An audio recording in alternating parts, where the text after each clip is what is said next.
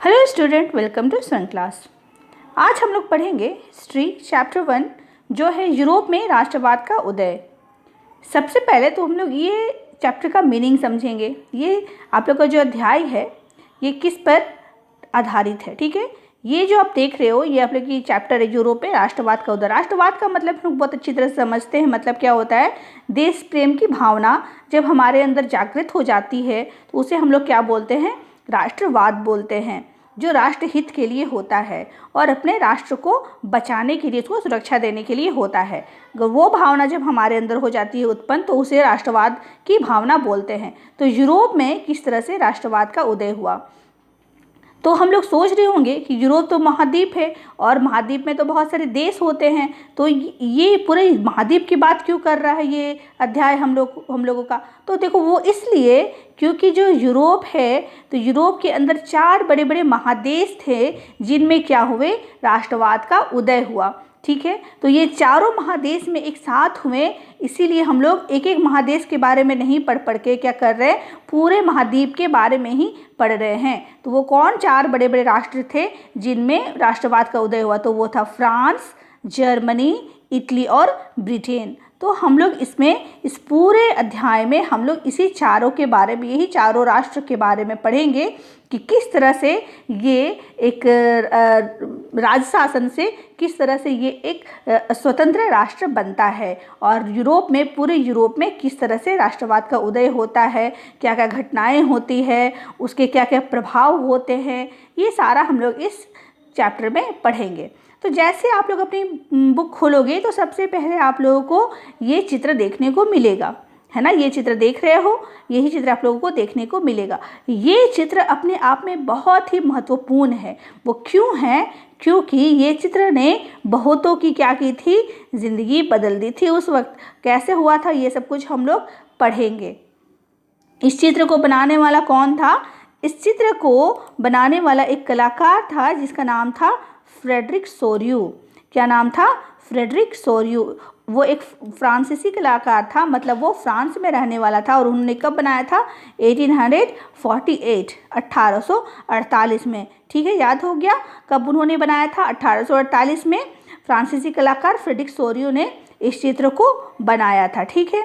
तो ये जो चित्र है, ये चित्र क्यों महत्वपूर्ण है, क्योंकि इसमें वो सब बातें दिखाई दे रही है जो उस वक्त नहीं थी, जो चित्रकार की कल्पना थी, ठीक है। ये सब जो बनाया है उसने, वो उसकी एक कल्पना है।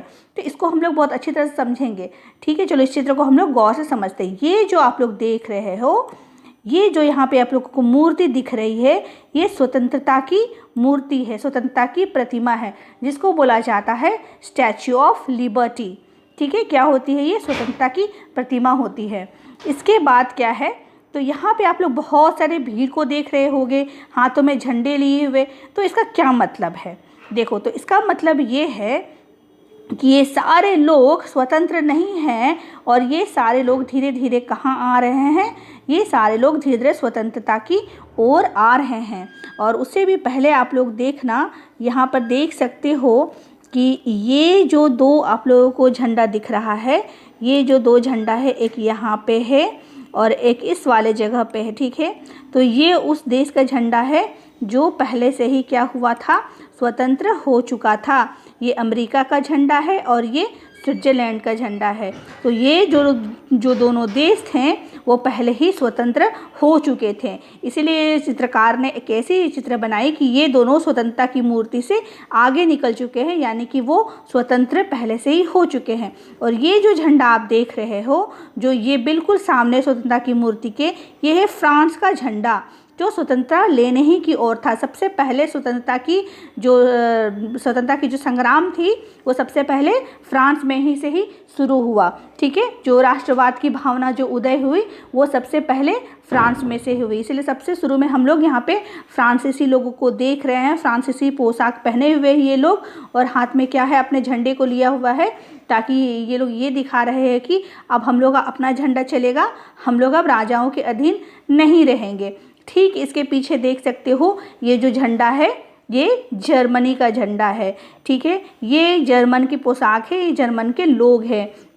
और यहाँ ये बता रहे हैं कि फ्रांस के बाद अब इनकी बारी है। और सबसे मज़ेदार बात तो ये है कि जब ये जर्मनी का झंडा जब ये स्वतंत्रता की मूर्ति के पास आ रहे, जब चित्रकार ने ये कल्पना किया था, उस वक्त तक जर्मनी में कोई भी ऐसा भावना उदय नहीं हुआ था, कोई संग्राम भी नहीं हुआ था। लेकिन ये चित्रकार की एक कल्पना ही थी जिसके तहत उसने ये चित्र को बनाया। और इसी चित्र को देखते हुए लोगों के अंदर देश प्रेम की भावना बहुत उमड़ पड़ी। जब उस लोगों ने देखा कि किस तरह से हमें स्वतंत्रता की मूर्ति के पास बनाया गया है, तो उन लोगों के मन में राष्ट्रहित की भावना उमड़ पड़ी, राष्ट्र प्रेम की, कि हमें हमारा देश आज़ाद चाहिए। तो किससे आज़ाद चाहिए हम लोग वो भी देख लेते हैं।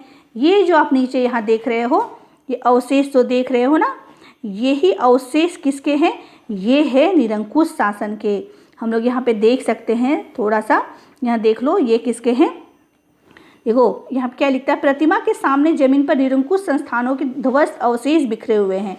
निरंकुश संस्थान मतलब वैसा संस्थान, जो ऐसा सरकार या शासन व्यवस्था जिसका सत्ता पर किसी प्रकार का कोई अंकुश नहीं होता, यानी कि एक ऐसा सरकार जो किसी तरह का कोई लगाव उस पर नहीं होता है, जो जब चाहे वैसे चाहे प्रजा के साथ वो लोग व्यवहार कर सकती है। बहुत दमनकारी सरकार होती थी ये लोग, और ये लोग पूरा फोर्सली, पूरा सैन्य बल के साथ, पूरा सैनिक के साथ आम आदमी पर बहुत ज़्यादा ये लोग अत्याचार किया करते थे, राजा के लोग। तो देख सकते हो कवि की, चित्रकार की कल्पना, वो क्या दिखा रहे हैं कि ये जो अवशेष है, ये देख सकते हो, यहाँ मुकुट पड़ा है, यहाँ मुकुट पड़ा है, यहाँ राजा का मुकुट पड़ा है, यानी कि ये क्या है, हथकड़ी है जो अब टूट गई है, ये बंधन इससे बांधा जाता जो अब टूट गया है। तो ये सारा अवशेष है। कहने का मतलब है कि अब ये सब का कोई अस्तित्व नहीं है, अब ये बिल्कुल भी खत्म हो चुका है, टुकड़ा टुकड़ा हो गया है। अब ये निरंकुशवाद शासन का, राजतंत्र शासन का, राजाशाही शासन का अब कोई भी क्या है नहीं बचता है अस्तित्व।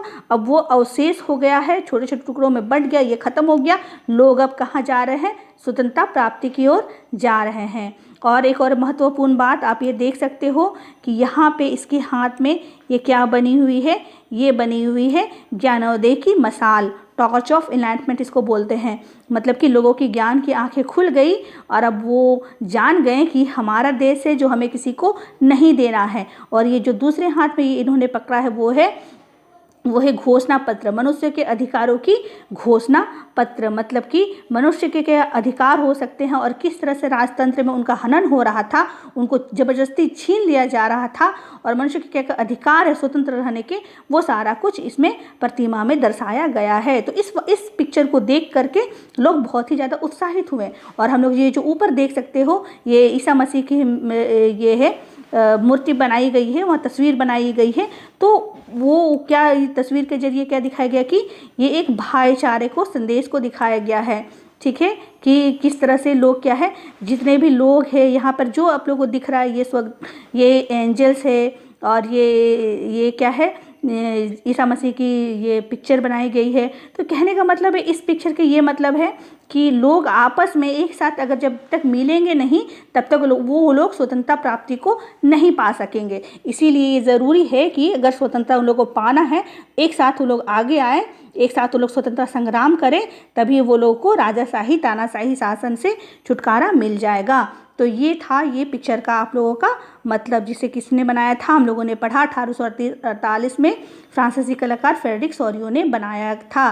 ठीक है, इसके बाद हम लोग पढ़ेंगे, जैसे भी मैंने कहा कि सारे जितने बड़े बड़े राष्ट्र थे, 4 बड़े बड़े राष्ट्र, तो उसके बारे में ही हम लोग इसमें पढ़ेंगे जो यूरोप में थे। तो सबसे पहले उसमें से हम लोग पढ़ेंगे फ्रांसीसी क्रांति।